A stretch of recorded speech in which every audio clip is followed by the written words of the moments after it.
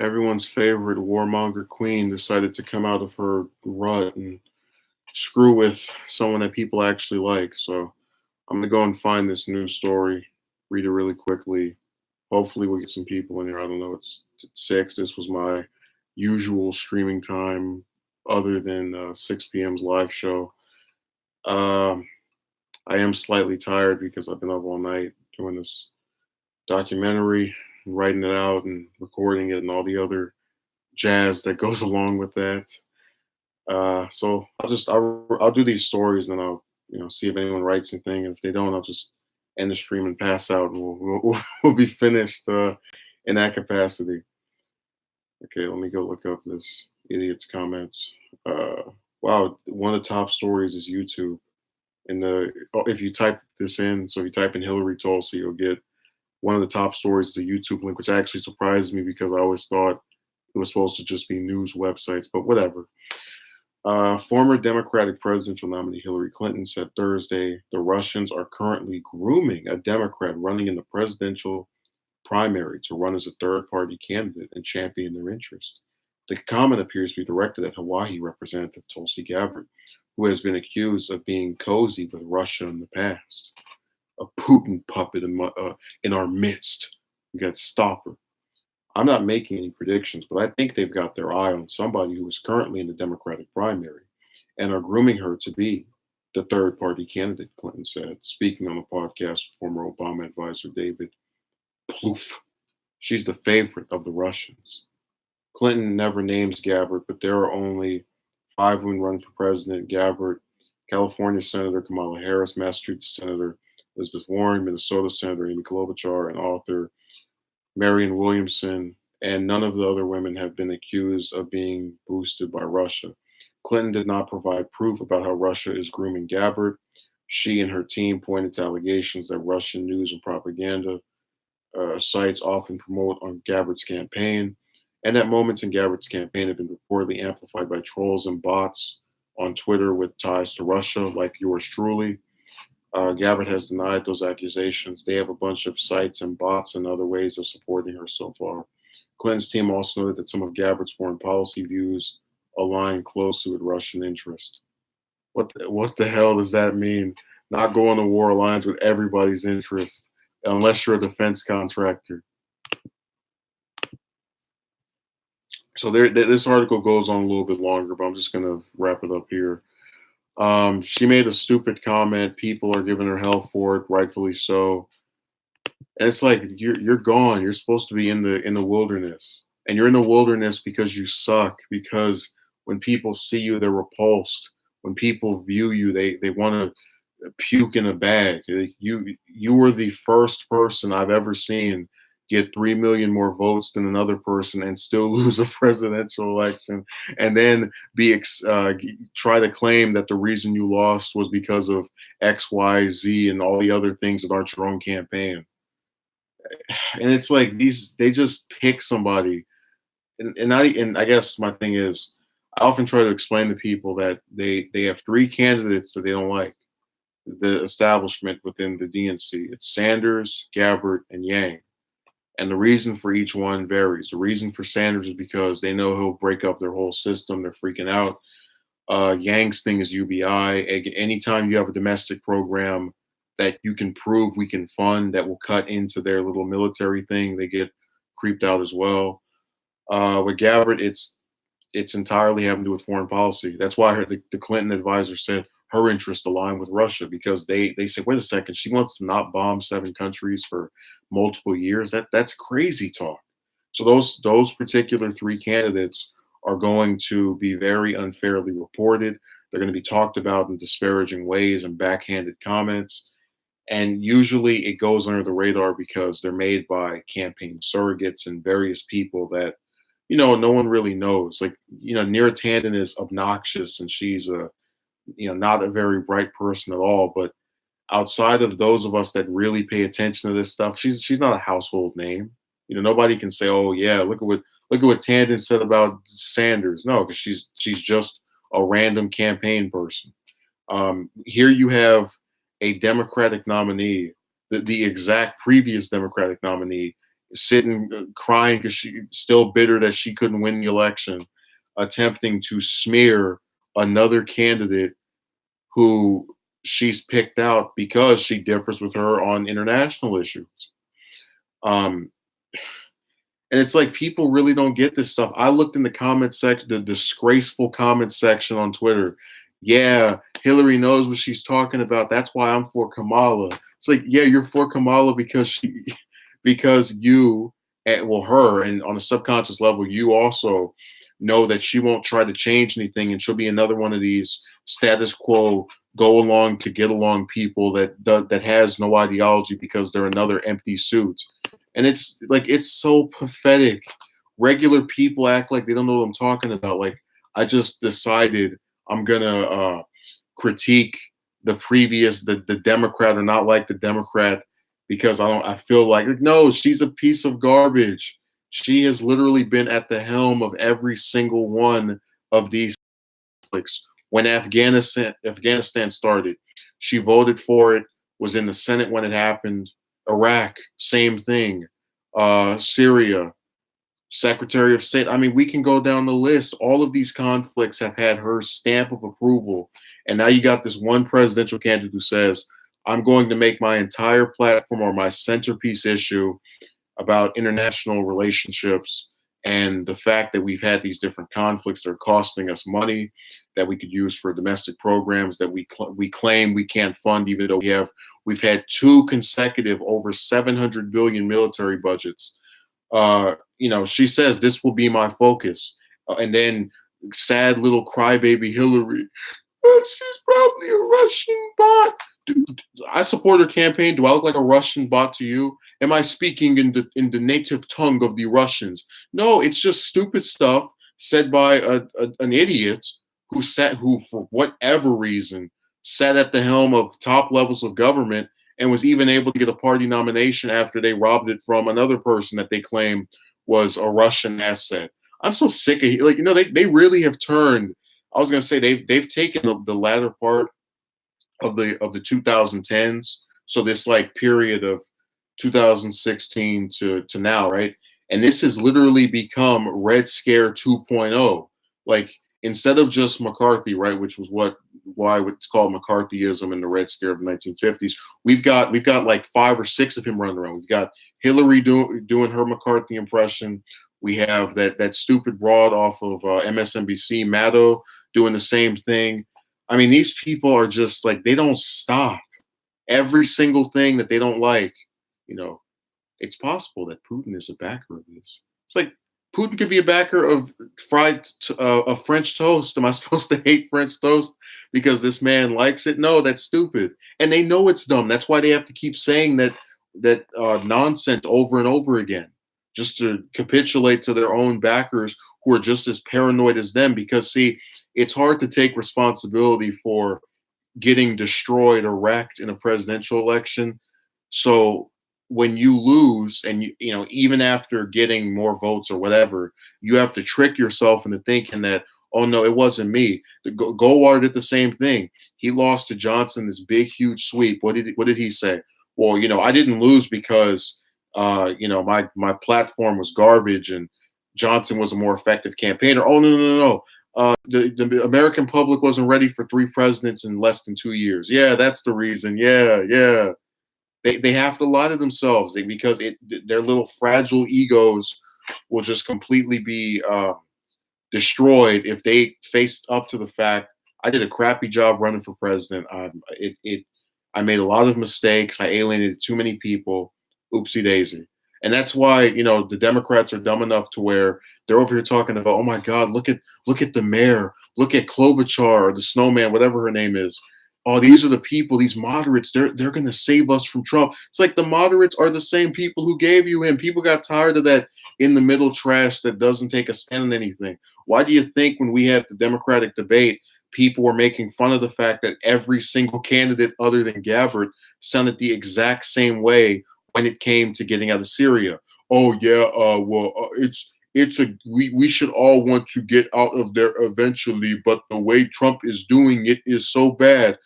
That's code for, hey, let's stay there forever. Let's stay there for another year. or 2 or 3 or 5 or 10. And she was the only one not doing that. So of course she got smeared. Of course I had to sit through 4 or 5 garbage articles about Gabbard did not have the best debate performance. Her attacks on Buddha Trash did not work because she attempted to hit him from the standard of someone who is against foreign intervention. Like, of course she tried to do that. That's her whole platform. I mean, it's like, what did you expect? But I have to watch these. I watch this debate and I have to see these interviews or these analysis of the debate, and it's like a completely different world. Like, okay, maybe she didn't get him as good as she could have, but he sure as hell didn't defend himself that well. Like, the way modern politics works, and it's really detestable. Whenever you have a position that is the opposite of someone else, we can't just say, all right, you know what, that person has their position, I have mine, that's it. So for example, there are a lot of Trump supporters, they put up videos on YouTube. You've got Fox, which is the biggest Trump supporter. And I leave all these people. I don't watch their stuff. I don't comment on their things because I don't feel the need to argue with someone that we don't agree on this stuff. But when it comes to the modern era and the people who are in office and who are officials of some notoriety, they can't help themselves but just like run off at the mouth. I mean, I'm watching a 70-year-old woman be stupid enough to go and tell me that one of the chicks running for president is part of has the Russian bots backing her because there's no way she has grassroots support. I mean, she only made it to 3 of the 4 debates because of meeting a fundraising standard, which is proof of grassroots support. But shh, like they will. I'm waiting for the day when we start getting articles about how Tulsi is a plant by the Martians, because that's how stupid this stuff is getting. You just it's verbal diarrhea, and it's that by people who like these are politicians that have held multiple offices, and they're so damn dumb they can't even figure out how to when they smear people to at least sound halfway intelligent. If I was actually trying to go after, let's say Gabbard, right, I would say, you know what, she's been waffling on single payer, and I would play some clips of what she said before and what she says now, and her supporters would see that probably as me smearing her, me putting her down, but I would say, look, I am objectively saying that her rhetoric on this issue has changed, meaning that her position has possibly changed. They're not doing that. They're telling you, well, some people online made some accounts which she had no control over, and they said some things that were in support of her campaign or in support of some position that she has. So therefore, they must be plants by a foreign government to make the rest of us like her. And it's like, even if that were true, so what? I mean, Jesus Christ, nobody on any website could ever make an account and write enough stupid stuff that would make me like Clinton. No one could ever do that because it just there's only so much influence that these outside factors of other people and other devices and inventions have. But see, they don't want to admit that because then it means, hey, wait a second, we can't fully follow our bandwagon of evil person online is the reason for why things are this way. So let's retreat and let's go back to running in our own little hole of blaming these foreign entities for why elections turn out the way they do, because we all know that every single person that votes sits on Twitter and all these other websites, and the second they see something on there, it automatically screams as being true to them and their vote shifts because of that. We all know that to be the case. I loved when Clinton was not saying anything. It was perfect. Like you have a low approval rating. You won a primary after your party cheated for you, and then you alienate that person's supporters even to this day, and then you still sit around wondering, I can't believe people didn't vote for me enough in droves to get in office. I can't believe that. It's like, no, I could easily do a retrospective right now of all the different factors that went into that, between not visiting Wisconsin and Michigan, these other places. I mean, there's a lot of factors that go into that, but because she's so refusing to take responsibility for being a garbage, worthless, inexcusably poor candidate. She has to go and blame Tulsi for it. Oh, her and those Russian bots and Jill Stein and Ralph Nader and everybody else that's ever been green or non-committed to, the vote blue no matter who. Anyone who's not been that, they were all the reason for that.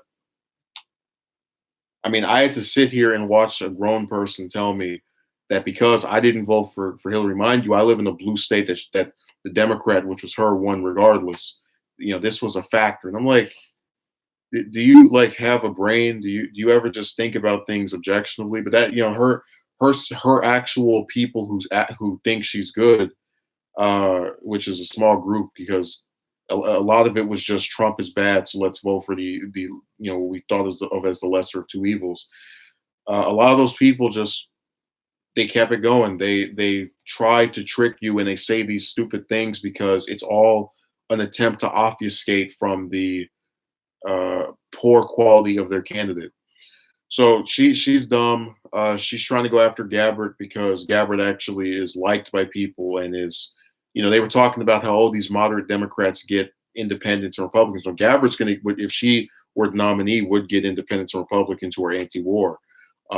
It's really not hard to do that when you have a conflict like Afghanistan that has a 13% approval rating. But again, those kind of things won't be discussed.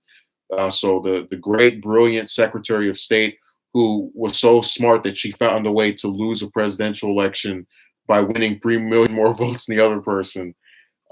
She's going to be the one who tells us how to do things from this point forward. So that's nice on her part. Now, the other thing is this rally that's going to be held today with Sanders and AOC and her endorsement of him. And it's really funny because I'm actually going to go on Twitter probably right after it happens and look for the various things that people say in response to this, because there's a big group of people I realize that don't get it.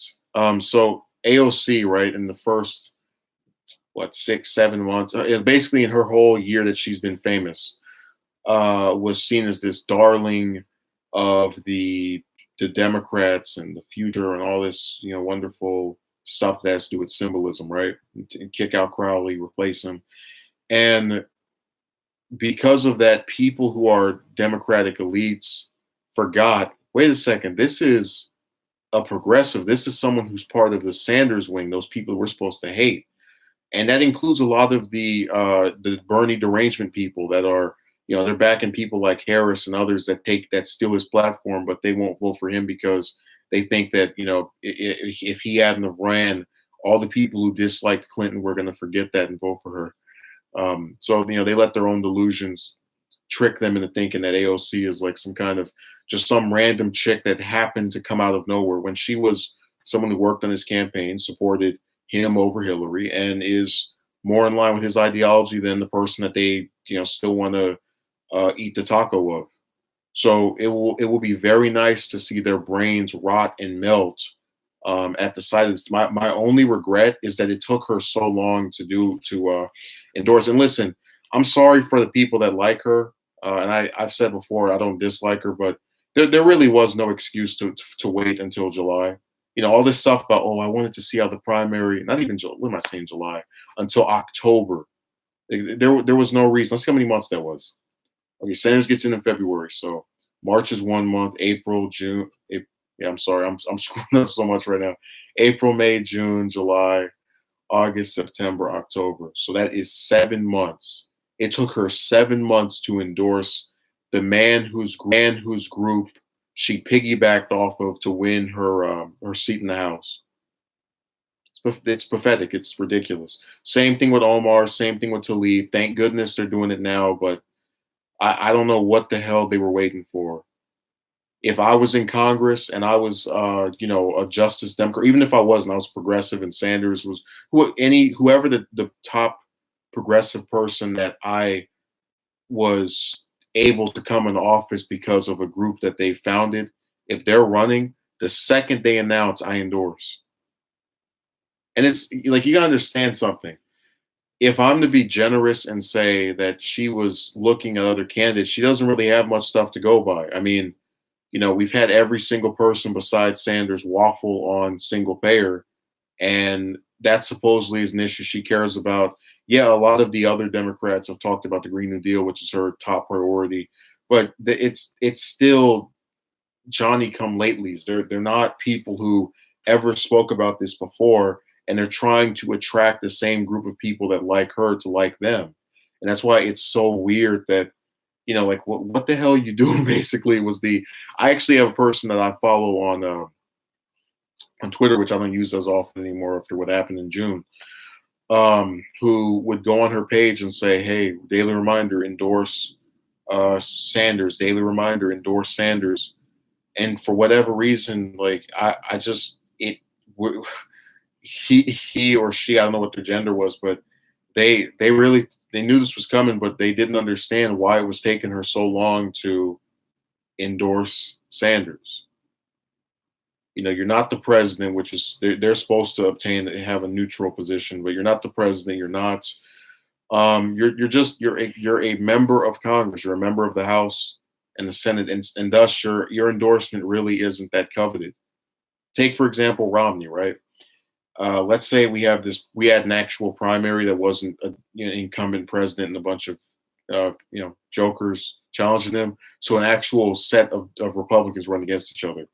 His endorsement would not be seen as some great, wonderful, huge thing because he's just a person who happened to be the nominee at one point and is now a senator. So it's really weird, but we'll see what happens after today. I'll love to look at these reactions. I can't wait to see the stupidity.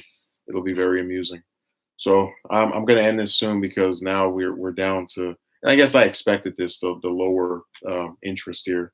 So good. I'm about to go to sleep anyway. So thank you and have a good morning and show up at 6 p.m. for the live show. 6 p.m. Pacific Standard Time. So in what is that? 11 hours. So see you.